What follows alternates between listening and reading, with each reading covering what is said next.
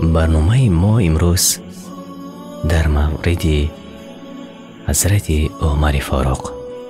حضرت عمر رضی الله عنه در سال 6 از بعثت اسلام را قبول کرد.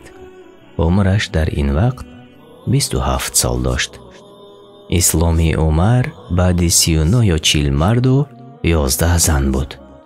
به سبب اسلام آوردن عمر رضی الله عنه مرحله دوم دعوت به اسلام شروع شد که آن هم آشکار کردن اسلام و آشکارا دعوت کردن به سوی یکتاپرستی بود.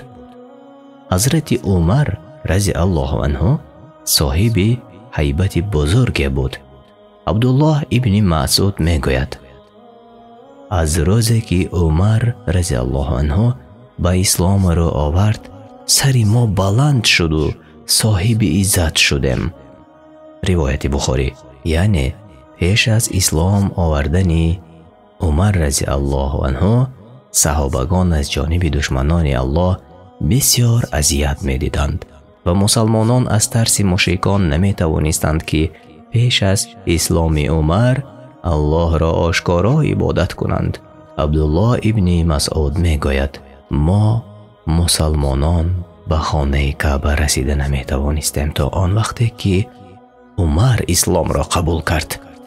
ببینید که در مدت 6 سال پیامبری 50 نفر مسلمان شده بود و وقتی که حضرت عمر رضی الله عنه اسلام را قبول کرد مسلمانان خیلی خرسند شدند و اسلام در مکه ظاهر شد.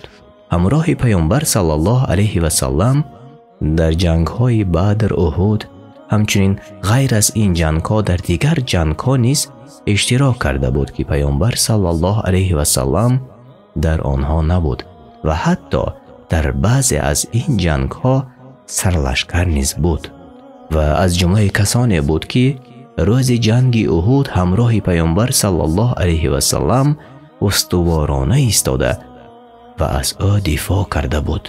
یکی از سابقین و از 10 نفره به جنت بشارت شدگان بود.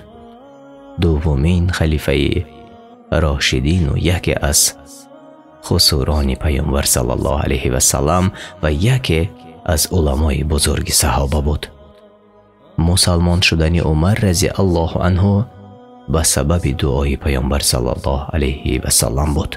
از ابن عمر رضی الله عنه روایت است که پیامبر صلی الله علیه و سلم گفت پروردگارا اسلام را با یکی از این دو مردی که کدام از آنها در نزدت دوست داشته تر است نصرت بده، یا با ابو جهل یا با عمر ابن خطاب.